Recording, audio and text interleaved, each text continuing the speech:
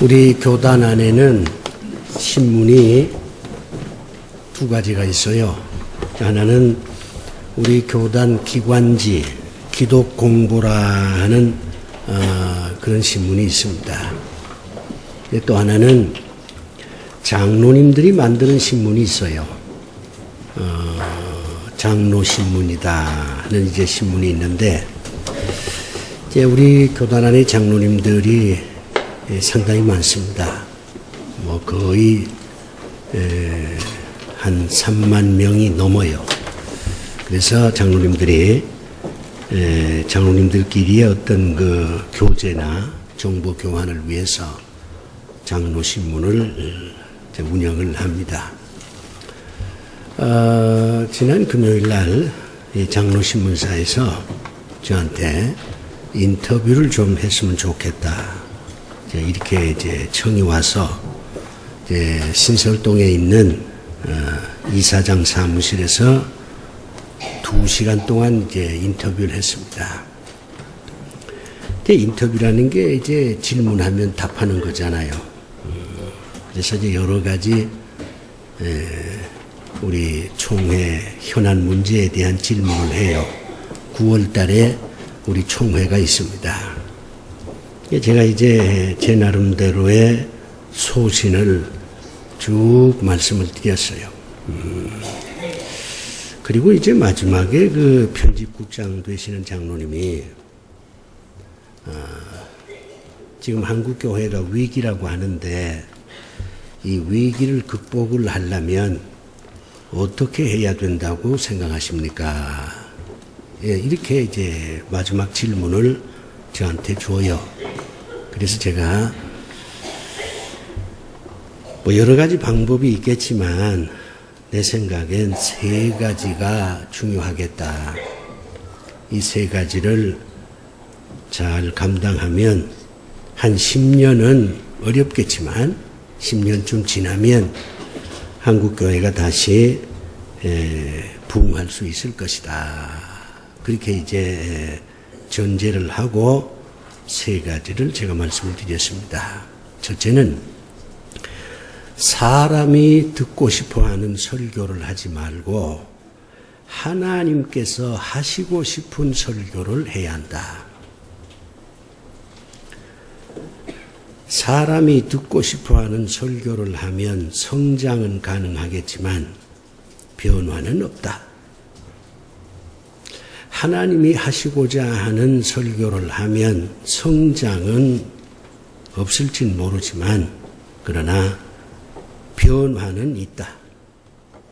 지금 우리가 해야 할 것은 성장이 아니고 교인들의 변화다. 제가 그렇게 말문을 열었습니다.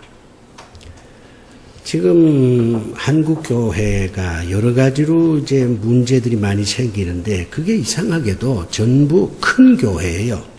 대형 교회들이 지금 문제를 만들어내고 있습니다. 성장은 했지만 교인들이 변화되지 못했기 때문에 성장의 한계점에서 갈등들이 폭발이 되어서 교회가 내분이 생기고 세상의 조롱거리가 되고 있습니다. 2번째는 교회 권력을 나누어야 한다. 교회도 권력기관이 될 수가 있습니다. 지금까지 교회가 권력기관으로 전락한 예가 많습니다.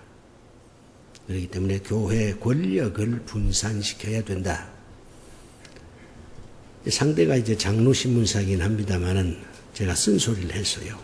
장로님들은 교회 정책에만 관여해야 되고 교회 재정에는 손을 떼야 된다. 지금까지 한국교회 장로님들은 정책도 결정하고 재정도 관리를 했습니다. 그러니 앞으로 장로님들은 교회 정책만 결정을 하고 재정은 교회 각 부서의 부장들이 재정을 담당할 수 있게 해줘야 된다. 그리고 교인들을 돌보는 것은 교역자들이 중심이 되어서 교인들을 돌봐야 된다. 교회 권력이 하나로 묶어지면 교회는 반드시 부패하게 된다. 이게 제가 두 번째 제안한 것입니다. 그래서 저는 밖에 나가서 위임 목사 제도를 폐지하고 모든 목사님이 10년에 한 번씩 신임 투표를 받도록 하자. 그리고 장로들은 7년 단임 임기제를 해야 된다. 7년간 시무장로하고 7년 지나면 당회에 들어오지 못하고 밖에 나가서 사역장로로 봉사하는 일을 해야 된다. 제가 지금 총회에서 그런 운동을 하고 있습니다. 권력이 분산돼야 돼요. 그 다음에 세 번째는 교인 복지를 교회가 중요하게 생각을 해야 된다.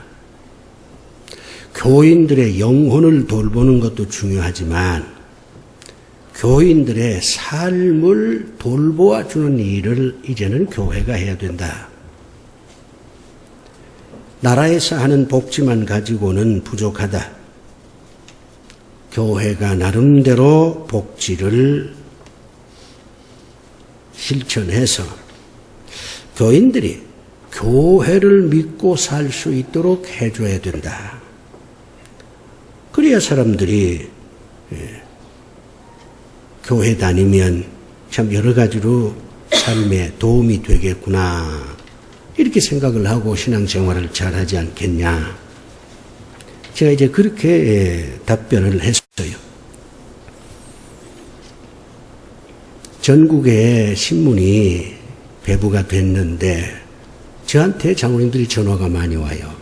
아, 목사님 참 옳은 소리를 했습니다. 뭐 저희 교회도 한 50부쯤 보내준다고 하는데 보내주면 관심 있는 사람들은 제 인터뷰 기사를 한번 읽어보시기 바랍니다. 왜냐하면 우리 교회 담임 목사가 어떤 사람인가 그걸 여러분이 좀 아셔야 돼요. 그래야 저하고 소통도 할 수 있고 우리 교회가 앞으로 어떤 방향으로 나아갈 것이냐 하는 것에 대한 예측도 할 수가 있습니다. 교인 복지가 왜 중요하냐? 제가 두 가지 이유로 말씀을 드릴게요. 예수님께서 처음 교회를 세웠습니다. 예루살렘 교회예요. 예루살렘은 모든 교회의 모델입니다. 우리 주님께서 예루살렘 교회를 세워놓고 모든 교회는 예루살렘 교회와 같아야 된다. 그렇게 말씀을 했어요. 예루살렘 교회가 어떤 교회냐 하는 것은 따로 말씀드리겠습니다마는 그 중에 가장 핵심 중에 하나가 복지였습니다. 떡을 나누고 가난한 자를 돌보고 이게 복지예요. 또 하나 교인 복지를 왜 해야 되느냐? 최초의 사회복지사가 누구냐? 저도 지금 사회복지를 공부를 해서 복지재단의 관장도 할 수 있는 자격을 가졌습니다마는 최초의 사회복지사가 누구냐? 하나님이십니다. 오늘 성경을 보면 하나님께서 아담과 하와를 위해서 가죽옷을 지어 입혔다. 그렇게 기록을 해놨어요. 그러니까 최초의 사회복지사는 사람이 아니었어요. 하나님이셨지. 하나님께서는 자기가 창조한 아담 하와를 이렇게 도와주는 겁니다. 가죽 옷을 해서 입혀주는 거예요. 이게 복지잖아요. 그러니까 최초의 사회복지사는 사람이 아니고 하나님이시다. 하나님이 이렇게 복지를 하셨고 초대 교회가 복지 중심의 교회라면 하나님이 원하시는 복지는 어떤 겁니까? 나라에서만 하는 게 아니에요. 교회도 복지를 해야 된다. 그렇게 성경은 가르치고 있습니다. 최초의 사회복지사가 하나님이셨다고 하면 하나님께서 어떤 사람들을 도와주셨느냐? 이것도 궁금합니다. 아담과 하와를 도와주셨죠. 아담, 하와가 죄를 짓고 난 다음에 자기들이 벌거벗은 것을 보고 놀랐어요. 이게 부끄러웠어. 그래가지고는 나무 잎사귀를 모아다가 치마를 해 입었어요. 근데 보기 좋겠습니까? 바람이 불면 다 날아갈 수도 있고 또 얼마나 급하게 나무 잎으로 옷을 해 입었겠어요. 그러니까 이게 보기가 좋지 않은 겁니다. 그래서 하나님께서 야 그거 보기 좋지 않다. 그거 가지고 되겠냐? 내가 좋은 옷을 하나 지어주마. 그래가지고 양을 잡아서 그 가죽으로 옷을 해서 입혔다 그 말이요. 우리 하나님 이렇게 좋은 분이세요. 이런 하나님을 믿는 여러분들은 행복한 분들인 줄로 믿습니다. 누가 날들어 목사님 행복합니까? 그러면 그럼 행복하지. 왜 행복합니까? 내가 하나님을 믿으니까. 하나님을 믿으니까 행복한 거예요. 다른 이것저것 조건이 있어서 행복한 게 아니에요. 이렇게 하나님은 좋으신 분이에요. 가죽 옷을 해 입히시는 분이시야. 그런데 하나님께서 이 아담 하와에게 가죽 옷을 해 입혔는데 아담 하와가 어떤 상태였느냐? 어떤 상태였느냐? 이걸 여러분이 아셔야 돼요. 그러면 하나님께서 이런 사람을 하나님께서 버리지 않고 하나님께서 도와주시는구나 하는 것을 여러분이 깨닫게 될 것입니다. 아담 하와는 지금 장래에 대해서 불안해하는 사람들입니다. 에덴 동산에서 저들이 잘 살고 있었는데 선악과를 먹어가지고는 하나님께서 화를 냈어요. 그리고는 저들을 추방을 시키려고 합니다. 나가라! 너희들은 내가 만든 에덴 땅에서 살 자격이 없어! 나가라! 그러니 아담 하와가 얼마나 불안하겠습니까? 아담 하와는 장래가 불안한 사람이었어요. 여러분은 장래가 불안하지 않습니까? 모든 인간은 장래가 불안해요. 그건 나도 마찬가지예요. 여러분도 마찬가지예요. 장래에 무슨 일이 일어날는지 아무도 몰라요.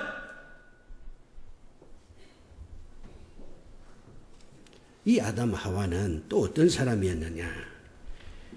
필요한 것을 갖지 못한 사람이었습니다. 자, 아담 하와가 지금 필요한 게 뭐예요? 옷이잖아요. 이쁜 옷, 아름다운 옷, 비싼 옷 그런 게 아니라 자기의 부끄러움을 가릴 수 있는 옷이 필요한 겁니다. 옷의 역사를 보면 옷은요, 이뻐 보이기 위해서 입는 게 아니었어요.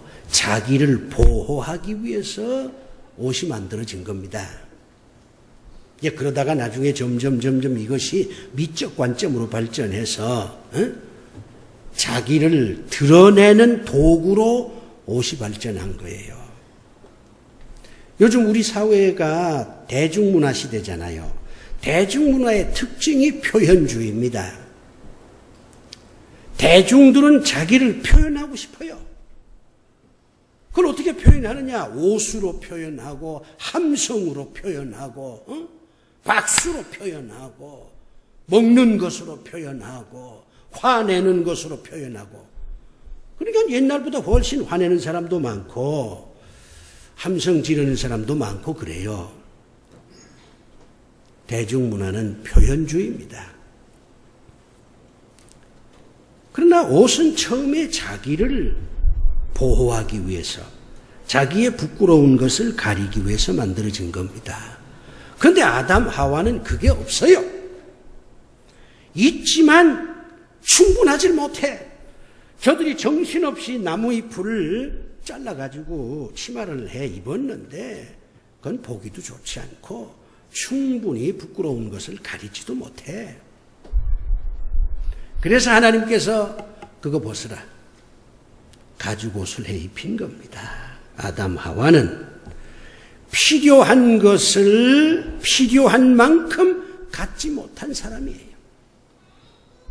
하나님께서는 어떤 자를 돌보시느냐? 필요한 것을 필요한 만큼 갖지 못하는 자들을 우리 하나님께서 도와주시는 것입니다. 그러니까 자기 자신이 나한텐 이게 부족하구나, 이걸 깨달으면 하나님께서 도와주시는데 나 부족한 거 없어. 이게 뭐요? 이게 건방진 거 아니에요? 이게 교만이야.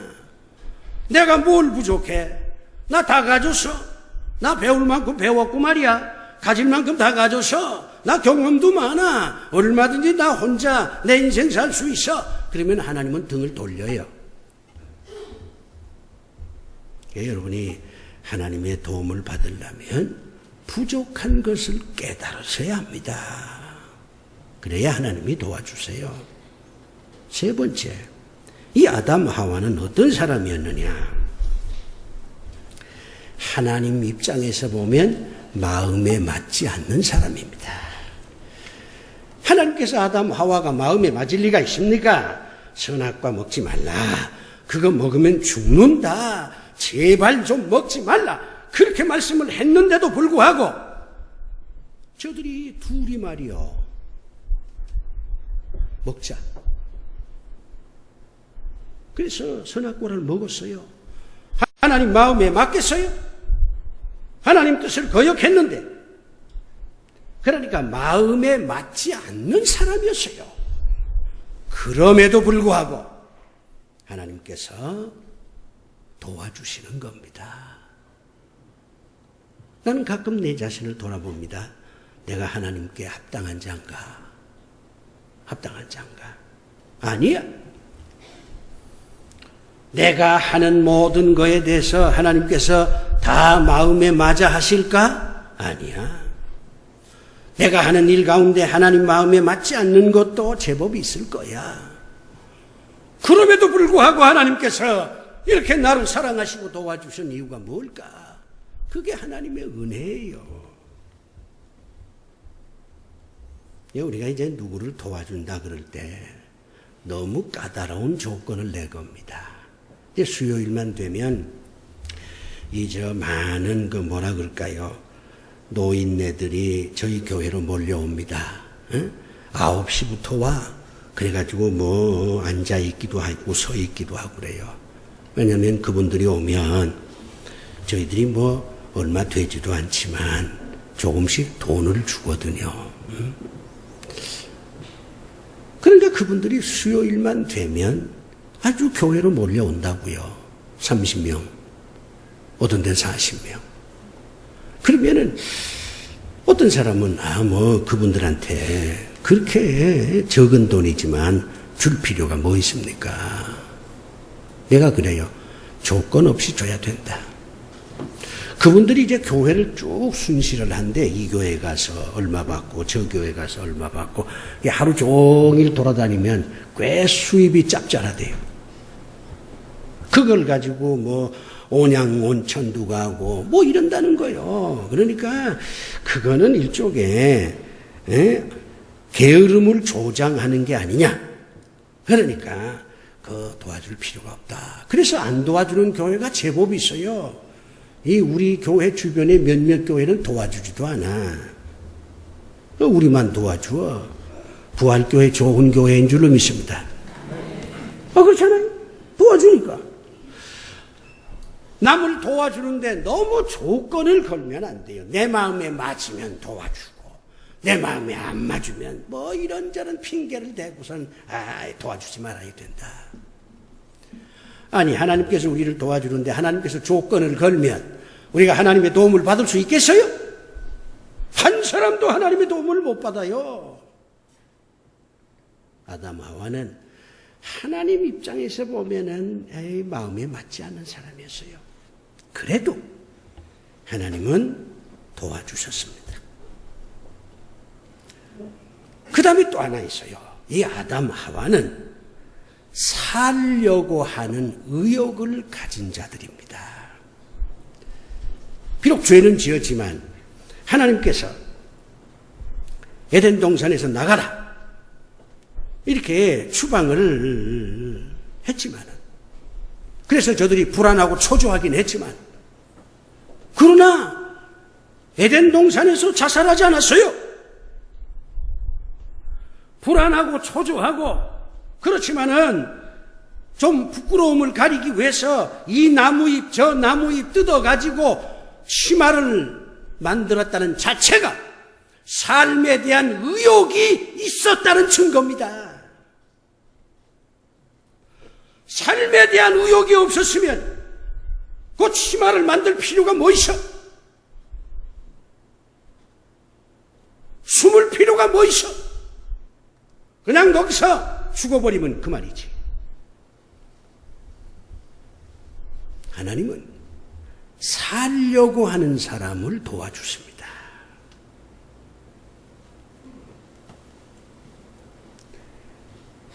하나님께서 최초의 사회복지사다 하는 말씀을 드렸는데, 하나님께서 아무나 그냥 무슨 6.25 사변 때 밀가루 배급 주듯이 그렇게 도와주는 분은 아니에요.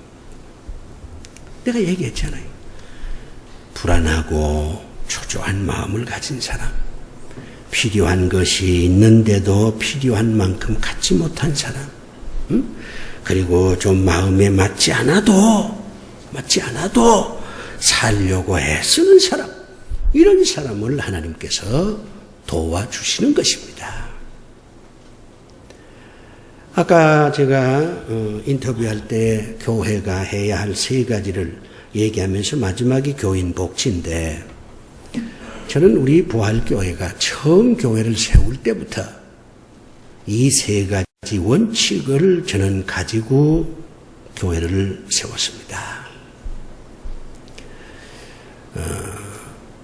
교인들이 듣고 싶어하는 설교를 한 적이 없습니다. 하나님이 하시고 싶은 설교를 하겠다. 저는 그렇게 결심을 했어요. 그리고 교회 권력을 분산시킨다. 그래 지금 우리 교회의 모든 재정은 우리 장로님들이 관장 안 합니다. 정책만 관장하지. 재정은 전부 각 부장들이 전부 전결하게 돼 있어요. 그러다 보니까 좀 문제는 있어요. 부장님들이 이 헌금을 낭비하는 경향이 있어. 그건 죄입니다. 하나님의 헌금을 낭비한다, 불필요한 데 쓴다, 이건 죄악이에요. 그런 어떤 부작용이 좀 눈에 보이긴 하지만 그래도 교회 권력은 분산해야 된다. 그럼 우리 교회의 복지 정책은 어디로 가야 되느냐? 저는 4가지를 생각해요. 첫째는 다음 세대를 키워야 된다는 거예요. 다음 세대. 우린 죽습니다. 다음 세대를 키우지 않으면 이 교회는 텅텅 비게 돼요. 다음 세대를 키우려면 장학사업을 해야 합니다. 지금 우리 고등학교 학생들은 등록금 1년에 4번 내잖아요. 한 번은 우리 교회에서 내줍니다. 이게 1년 예산이 약 한 900만 원 정도 소요가 됩니다. 이제 어느 정도 교회가 더 성장이 되면 2번 정도는 교회가 내줘야 됩니다. 그리고 2번은 부모가 내줘야지. 지금 이제 고등학교 학생들 등록금 한번 내주는 걸로 지금 이제 만족해서는 안 됩니다. 장학 사업을 해야 합니다. 그래서 대학생들을 키워야 돼요. 다음 세대를 키우지 않으면 그거는 교회의 미래도 없을 뿐만 아니라 교인 복지가 안 됩니다. 2번째는 환자들입니다. 뭐 의료보험 하니까 괜찮다 그리 생각하지만 그거 가지고도 충분치 못합니다. 저희 교회는 병원에 가서 입원하면 무조건 그분이 어떤 분이건 상관없이 30만 원씩을 드립니다. 네, 그거 가지고 부족해요. 제가 궁극적으로 추구하는 것은 치료비의 절반은 교회가 대줘야 된다. 그게 내 꿈입니다. 환자들에 대한 복지가 이루어져야 돼요. 3번째는 노인들입니다. 앞으로 100세 시대입니다. 점점 교회가 노인들이 많아져요. 근데 이제 노인들이 많아지면서 교회가 갈등을 겪을 수가 있습니다. 지금 밖에서도 젊은 세대하고 노인들하고 지금 충돌하잖아요. 교회도 조만간에 그런 일들이 벌어지고 몇몇 교회는 그런 것 때문에 노인들과 젊은 층이 서로 눈치를 보고 있어요. 이건 하나님의 뜻이 아닙니다.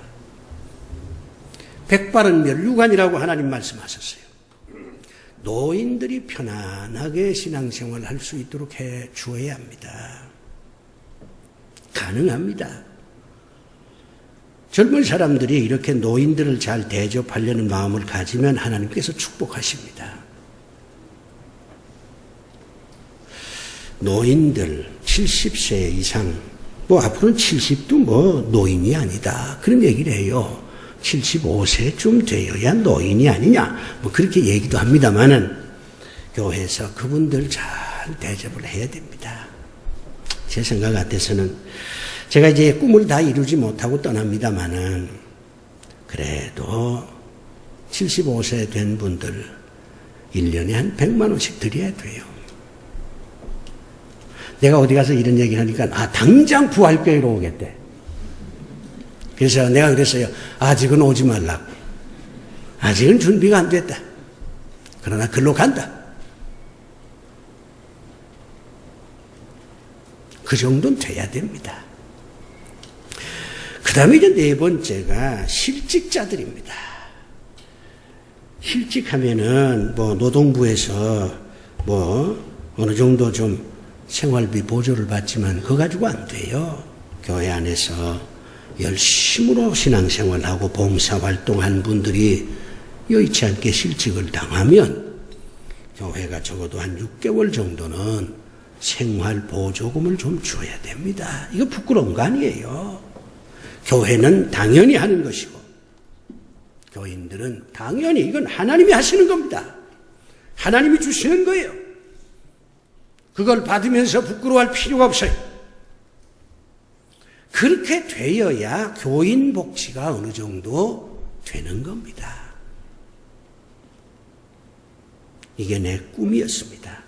그 꿈을 향해서 달려온 지 16년. 이제 조금만 더 가면 이 대업은 완성이 됩니다. 어렵지 않습니다. 하나님이 사회복지사였잖아요. 하나님께서 이렇게 아담과 하와를 도와주지 않았습니까? 하나님께서 그렇게 하라고 명령한 겁니다. 우리가 하나님 말씀에 순종하면 하나님께서 우리 교회를 축복하고 여러 우리 교인들을 축복해서 이 꿈이 이루어지게 될 줄로 믿습니다. 그럼 복지는 구체적으로 어떻게 해야 되느냐? 3단계로 해야 돼요. 첫째는 공감입니다. 하나님께서 이렇게 아담 하와를 돌봐주었을 때는 미운 마음도 있지만 참 안 됐다. 저것들이 얼마나 불안하고 초조했으면 나무 밑에 가서 숨었겠나.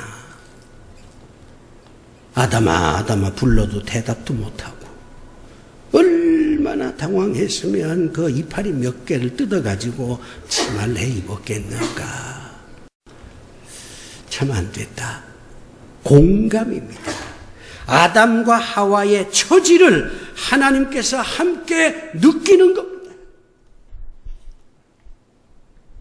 우리가 그 누구를 도와주려면 그 상대의 아픔을 내가 느껴야 돼요. 상대의 아픔을 내가 못 느끼고 어떻게 그를 도와줄 수 있습니까? 첫째는 공감이에요. 두 번째는 느끼면 이제 행동을 해야 되는데 위로와 격려를 하는 겁니다. 기운 내시오. 하나님께서 당신을 도와줄 겁니다. 신앙생활만 잘하면 절대로 하나님 버리지 않습니다. 나도 예전에 큰 어려움이 있었지만 하나님의 도움으로 내가 다시 재개할 수 있었습니다. 위로와 격려예요. 잘해봐 하고 어깨 툭 한번 치는 거 가지고는 안 돼요. 그러나 마지막은 물질을 줘야 돼요. 물질을 안 주면 이거는 진정한 복지가 아니에요. 그래서 사실 이 어려운 거죠. 제가 이제 밖에 나가서 하는 것 중에 하나를 좀 소개할까요? 목사님들, 미자립교회 목사님들이 너무나 많아. 목사님들이 이혼을 많이 당해요. 지금 직업별로 제일 이혼율이 높은 게 목사님들입니다. 목사님은 이혼하려고 안 하지. 이혼하면 이제 목회를 못 하니까. 근데 사모님들이 그냥 어느 날 떠나버리는 거예요. 못 사니까. 사모님 가운데 68%가 우울증이 있습니다.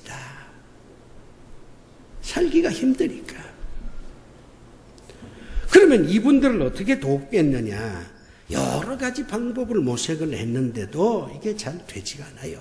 그래서 제가 여러 노회에 사모님들이 일할 수 있는 그런 어떤 조건을 만들어주는 게 중요하다. 그래가지고 권역별로 노회에서 한 5천만 원 정도 하면은 상점을 하나 전세를 얻을 수 있습니다. 그래서 상점 하나를 이제 노회 재산으로 얻어요. 그래서 거기서 옷 장사도 하고 음식 장사도 하고 뭐 커피숍도 하고 뭣도 하고 그리고 이제 일은 누가 하느냐? 사모님들이 나와서 일을 하는 거예요. 사모님들이 나와서 일을 하면 수익률 가지고 사모님들이 생활에 좀 도움이 되고 또 거기 사람이 몰려오잖아요. 옷 사러 오고 커피 마시러 오고 뭐 음식 사러 오고 그러면 찾아오는 사람한테 사모님들이 전도하면 이게 일적삼조 아니냐. 그래서 전국 노회로 하여금 64개 노회인데 각 노회가 지역별로 이렇게 상점을 전세내서 사모님들이 일할 수 있도록 그렇게 해주자. 그 운동을 제가 하고 있습니다. 아마 효과가 좋을 거예요. 목사님들이 하도 어려우니까 헌법을 바꿨습니다. 목사는 목사 외에 다른 직업을 가지면 면직입니다. 오직 목사만 되라는 얘기인데 현실적으로 그게 불가능합니다. 지방에 가면은 목사님들이 뭐 교인들, 노인들 뭐 한 40-50명도 안 되고 10명, 뭐 5명, 70 넘은 할머니, 할아버지만 계신데 어떻게 자립을 할 수가 있습니까? 총회에서 물질적으로 도와주는 것도 이게 끝이 없잖아요. 그래서 목사님, 미자립교회 목사님은 이중직을 가질 수 있다. 헌법을 바꿨어요. 저 같은 경우는 이중직을 가질 수 없죠. 우리 교회는 자립교회니까. 그래서 이제 목사님들이 또 다른 직업을 하나 갖게 됐어요. 근데 목사님들이 막상 직업을 얻으려고 하니까 안 돼. 왜냐하면 자격증이 없어. 자격증이. 노동부에서 하는 직업훈련소에 가서 자격증을 좀 받아오면 안 됩니까? 그랬더니 목사님들이 안 가. 거기 가면 다른 사람들하고 똑같이 교육을 받아야 되는데 모여 앉아서 전에 뭐 하셨습니까? 이렇게 물으면 목사. 그렇게 얘기할 수가 없다고 말이요. 그렇다고 거짓말할 수도 없고. 그래서 노동부에서 하는 직업훈련원에 안 가는 거예요. 이해가 돼요. 그래서 좋다. 그러면 서울장신대학교에서 신설동에 건물을 지으면 거기에 목사 직업훈련원을 만든다. 그리고 목사님들 무료로 자격증 교육을 해서 목사님들이 이중직을 가지고 생활할 수 있도록 해주자. 제가 그렇게 지금 주장을 해서 추진하고 있습니다. 물질로 도와줘야 돼. 아무리 공감하고 아무리 위로한다고 해도 물질적으로 도와주지 않으면 그게 무슨 소용이 있겠습니까? 제가 제목을 어떻게 정할까? 처음에는 가죽옷이라고 정했다가 가죽옷 하면 우리 교인들이 야, 금년에 겨울엔 가죽 잠바 하나 사야 되겠구나. 그렇게 오해할 것 같아서 지워서 아름다운 모방이다. 아리스토텔레스가 이렇게 얘기합니다. 인간은 모방 본능이 있다. 남이 하는 걸 보고 나도 저렇게 해야지. 그런 모방 본능이 있다고 말이요. 그러면 우리도 모방을 좀 해봅시다. 우리의 본성 중에 하나가 모방인데 그런데 잘못된 걸 모방하지 말고 하나님이 하신 걸 모방합시다. 하나님이 저렇게 아담 하와를 도와주었으니 우리도 어려운 처지에 있는 사람을 좀 도와줍시다. 그리고 우리도 도움을 받읍시다. 인생이라고 하는 것은 내일을 알 수가 없는 것인데 우리가 서로 힘을 모아서 하나님이 하듯이 남을 좀 도와주고 도움도 좀 받고 그렇게 살면 얼마나 좋겠습니까? 아름다운 모방, 하나님이 하시는 일을 모방하면 그것을 아름다운 모방이라고 말할 수 있을 줄로 믿습니다. 기도합시다. 아버지 하나님, 하나님이 하시는 일을 저희들이 모방하려고 합니다. 그리 될 수 있도록 저희를 축복해 주시옵소서. 예수님 이름으로 기도하옵나이다. 아멘.